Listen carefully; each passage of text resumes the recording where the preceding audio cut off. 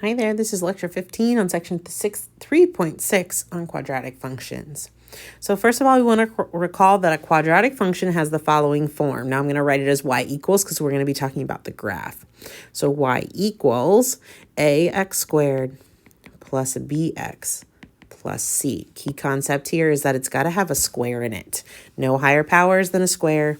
It doesn't have to have the x term. It doesn't have to have the constant, but you have to have the x squared. Okay. So what we would normally say is that a does not equal 0. The other ones can be 0, but not a. Okay. Now, one thing we're going to talk about a little bit here is the intercepts. So the x-intercepts of a parabola. So keep in mind that a quadratic function, its graph is always a parabola. It's kind of U-shaped, but pointed at the bottom, has a vertex down here, right? And it can go up or it can go down, right? And so we can tell that by the a value. So if this a value is positive, then it opens up. And if that a value is negative, it opens down, okay? So then we want to talk about its x-intercepts. So x-intercepts, let's go over here and remind ourselves a little bit. So if I am on the x-axis, an x-intercept, that means that the y value, so some number for the x, and the y value is 0. And if we're on the y-axis, that means that the x is 0 and the number is in the y position. So if we want the y-intercept, we let the x equal 0. And when you plug that in up above here, the two x values are going to be 0. So you're going to 0 plus c. And so the y-intercept for this format is always 0 and c. Okay, so in this case, we have 0 and 14 as our point. Oh, wait, we're not there yet. Hold on one second. In the one below, we're going to get 0 and 14. Okay. Now, to find the x-intercepts, which is also asking for here, or mainly asking for here, we want the y to be equal to 0. Okay, so we're going to go up here and we're going to set this equal to 0. So we're going to have 0 equals ax squared plus bx plus c. And now we're solving a quadratic. And our two main go-tos with quadratics is to factor, which I'm going to try first when we see examples. But in this case, with my a's, b's, and c's, I can't factor this because I don't know what the numbers are. But I can use the quadratic formula. So my second go-to is quadratic formula. So in this format, my x is going to be equal to negative b plus or minus the square root of b squared minus 4ac all over 2a.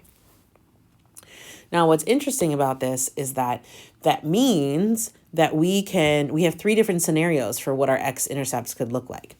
If this part underneath the square root is positive, then I get two answers because there are two real solutions to this x value. And I get 2 points where my parabola crosses the x-axis. And that makes sense because it would look something like this. So if you had a parabola that's down here somewhere, it's going to cross in 2 points. Okay. It's possible that that shaded blue part, what we call the discriminant, is going to be 0. And if it's 0, then that square root goes away and we get negative b over 2a. And that means we get one repeated root. And that's okay too, because what that means is that my parabola is going to come down. It's going to touch it. The vertex is going to be there and I'm going to bounce right back off. Okay. So that's one real solution. It's also possible that discriminant, the b squared minus 4ac, is negative, so that when you take the square root of a negative number, it doesn't make sense, so its answer is imaginary. And when that happens, it means I don't get any x-intercepts. And the reason for that is likely because my vertex is likely hovering somewhere here, or it could be down here if it opens downward. Okay. Either of these could also be opening downward and look like this, or we could be touching and jumping off too if they're facing downward, okay? So it's possible that it doesn't touch the x-axis, it's possible that it touches it exactly once, and it's possible that it touches it twice, okay? And that's just based on what our b squared minus 4ac is equal to, okay? Let's go ahead and take a look at an example and see if we can use this kind of information. So the first thing that we're going to do is take a look at the x and y intercepts.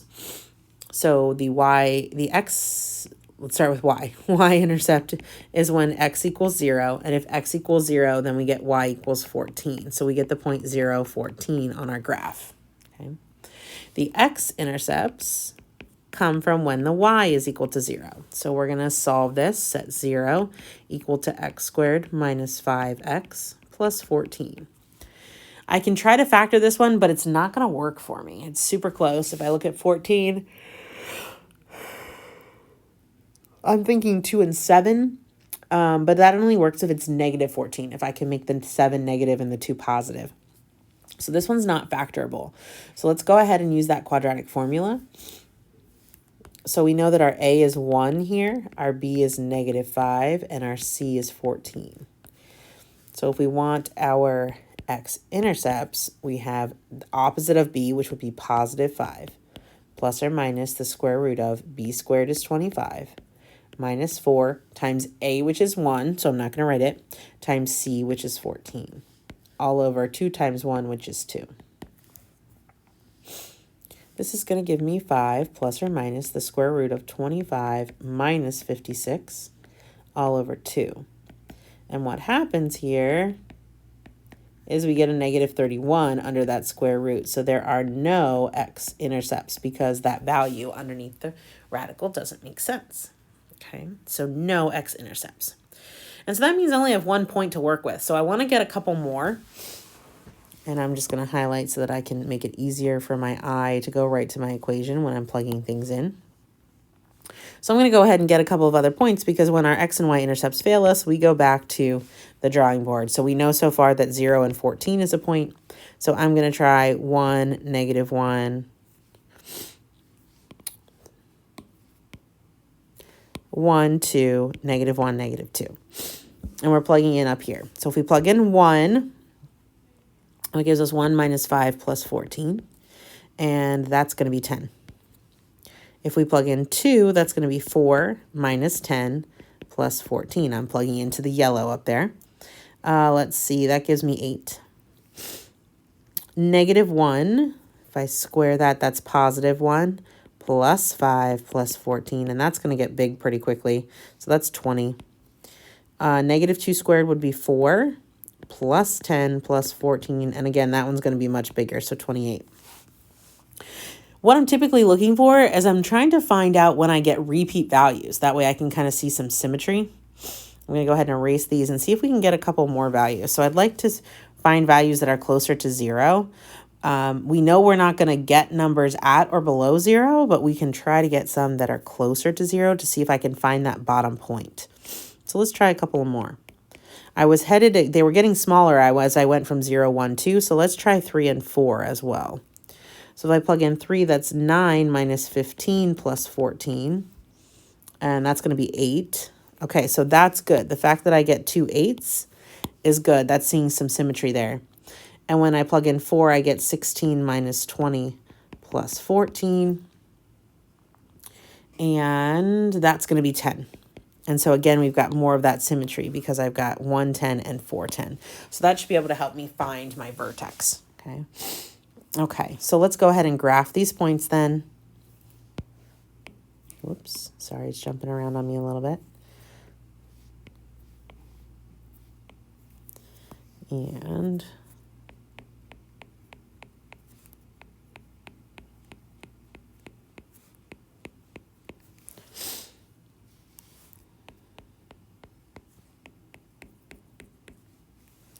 okay, there we go. We've got 0, 14.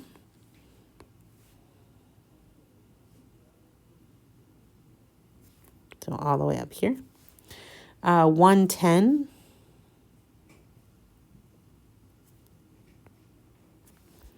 2, 8. Then I have negative 120. So that's going to be way up here. And I'm not going to put on negative 2 because it's just too far away. So let's use the 3, 8 and the 4, 10. So 3, 8 and 4, 10. And then we can see kind of where that structure is. We're going to hit the vertex right in there somewhere and go up. We can make a guess about where that vertex is, somewhere right there. Okay, but that is my y equals x squared minus 5x plus 14. Okay. Now, it'd be a whole lot easier if I could kind of isolate where that vertex is. Now, we've talked, I think, a little bit about this in previous terms when we've completed the square. So a quadratic function is in vertex form if it's written in the following way. So y is equal to x minus h quantity squared plus k. And its vertex then is given as h comma k. So this is kind of like your circle one, where we kind of complete the square and pick out our value, okay? So we can do that a little bit better if we can find our vertex here, okay? So let's take a look at that same example. So y equals x squared minus 5x plus 14, and I want to turn it into vertex forms. The way that we do this is this. We're going to complete the square. So what I'm going to do first is I'm going to subtract the 14 to the other side. So I'm going to have y minus 14 equals x squared minus 5x, okay? Now what I need to do is I need to add on a term right here so that the right-hand side is a perfect square. And what I do is I take half of the middle number and square it, okay? So I'm going to take half of 5, which is 5 over 2, and I'm going to square it. So that's going to give me 25 over 4. Now, if I add it to the right-hand side, I also have to add it to the left-hand side. So I'm going to do that as well. Then what I can do is combine my like terms. So y is, this would be y minus, and I'm taking negative 14 and positive 24 over 5.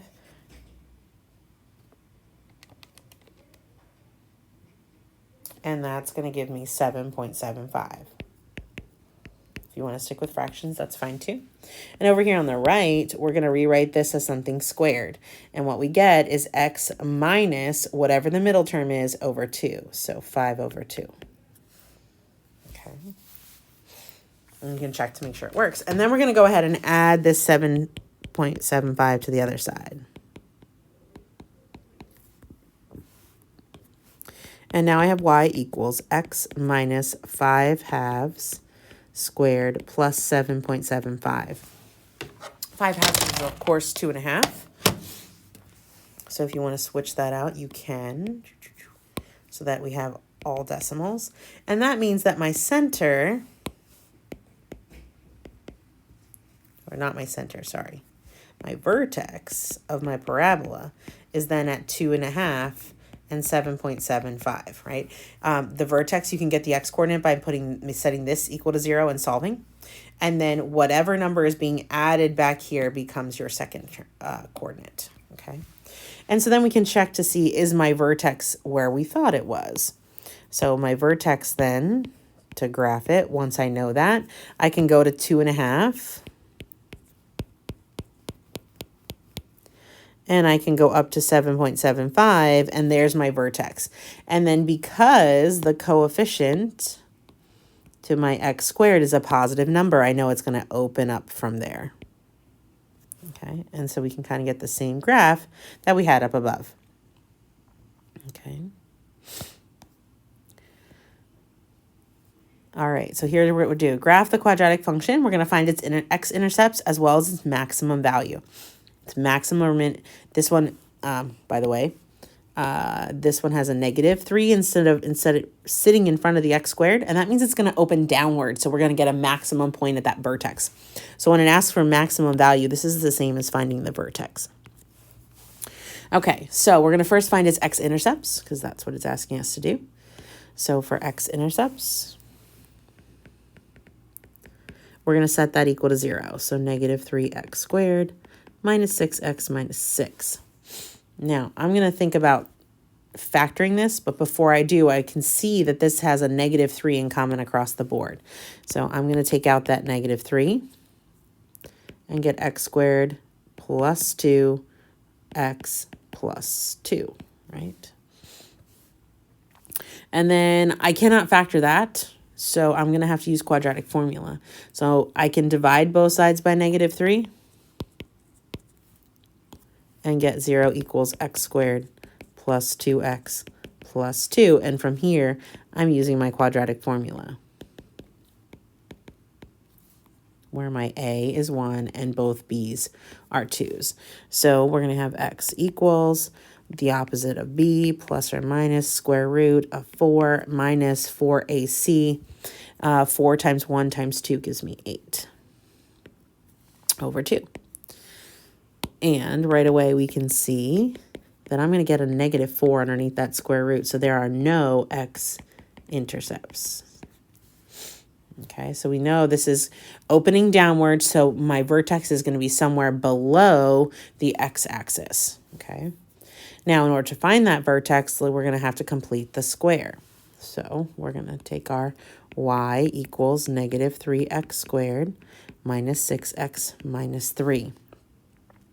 So now what I'm going to do is I'm going to move that 3 to the other side. So I'm going to add 3 to both sides. And that gives me y plus 3 equals negative 3x squared minus 6x. And I'm now going to divide by the number sitting in front of the x squared. So divide by negative 3. That gives me negative 1/3 y minus 1 equals x squared plus 2x, right? Now I figure out what number I want to add to both sides. So I take half of the 2 to get 1 and square it to get 1. So I'm going to add 1 here and add 1 here. Okay, that's going to give me negative 1/3 y is equal to, and I'm going to rewrite this as x plus 1 quantity squared. Okay. Now I don't have a term to add to the other side, but I do want to get the y by itself again. So I am going to multiply both sides here by negative 3. That will give me y equals negative 3 times x plus 1 squared. Okay. Now to fill my spot and get it into vertex form, I'm going to add a plus 0 here. There's no term being added on there, but it's going to hold the place for my vertex. And what that tells me, it tells me that my vertex then is at negative 1 and 0. Okay, the negative 3 sitting in front of those parentheses tells me that it's going to open down. So to graph this, I'm going to graph the point negative 1's.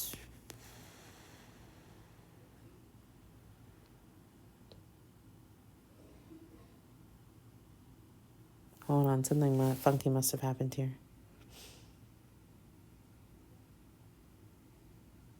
We added 3 to both sides. Oh, wait. Back here. Back the train up a second. Let's see if we can fix it. All right, this was not a 3. This was a 6. So we added 6 to both sides. And that gave us y plus 6 on the right. We still divided by sides by negative 3. But instead of getting a minus 1 here, we would have gotten a minus 2. 6 over negative 3 is 2. And that means that here we would have had negative 1/3 y minus 2. And that would have given me y plus 6. And then my final step before I pick up my vertex, there we go, would be to say subtract that 6 back over.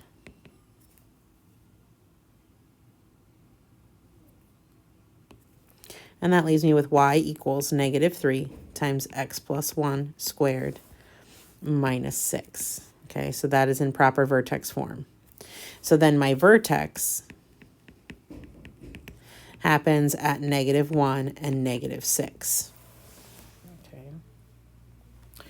Which makes sense. Now keep in mind, how did I catch that mistake? Well, when we had negative 1 and 0, we had said that there were no x-intercepts. And so there were no points where the y was equal to 0. And so if I had negative 1, 0 as my vertex, then I would have been on the x-axis. And that did not make sense with other things we had calculated. So with a vertex of negative 1, negative 6, that makes a little more sense. And then it's going to open downward from there. right? And then you can see that there are no x-intercepts, okay? All right, so can we skip a lot of this and create a formula for the vertex? Okay, so if we start with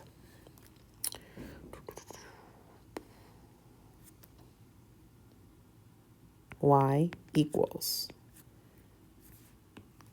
ax squared plus bx plus c, can I use the letters, do the algebra, and end up with a formula for the vertex? So let's see if we can do it. We subtract the c to the other side. So that gives me y minus c over here, and ax squared plus bx on the right. Then we divided everything by a.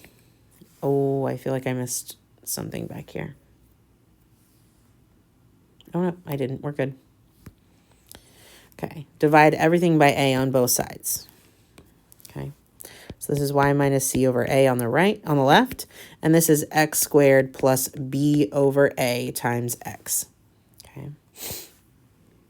Now, in order to figure out what I add on both sides, we take the number in front of the x, which is the b over a, and we take half of that. So half of b over a is b over 2a, and then we square it. So that's what you're adding to both sides.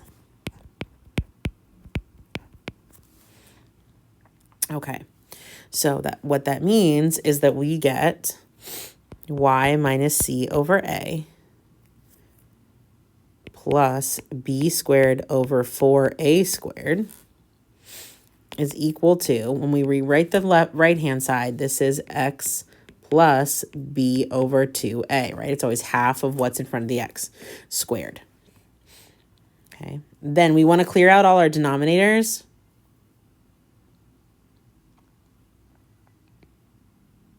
Really, we're solving for y here, right? So I'm going to subtract the b squared minus 4ac over.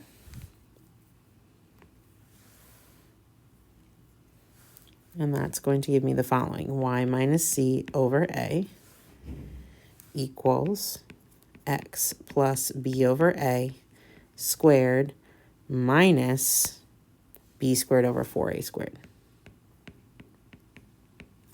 Then I'm trying to get y by itself here, so we're going to multiply everything by the a, right? We multiplied by the -3 in the last one.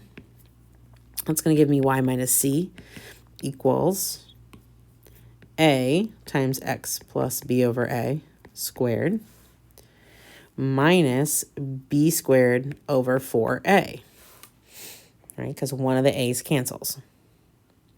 Then we're going to add the c to the other side. So this becomes y equals a times x plus b over a squared, 2a,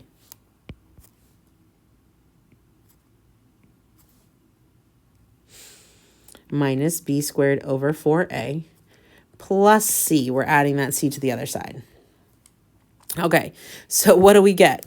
Well, this is in the right format now. So this number with a negative sign is my x coordinate. So the vertex is then at negative b over 2a. And the y coordinate is all of this part over here. So all of this is my k.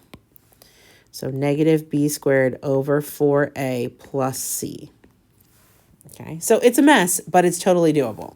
So this is your formula for the vertex. Okay, so then find the general form of the equation of a parabola with vertical axis,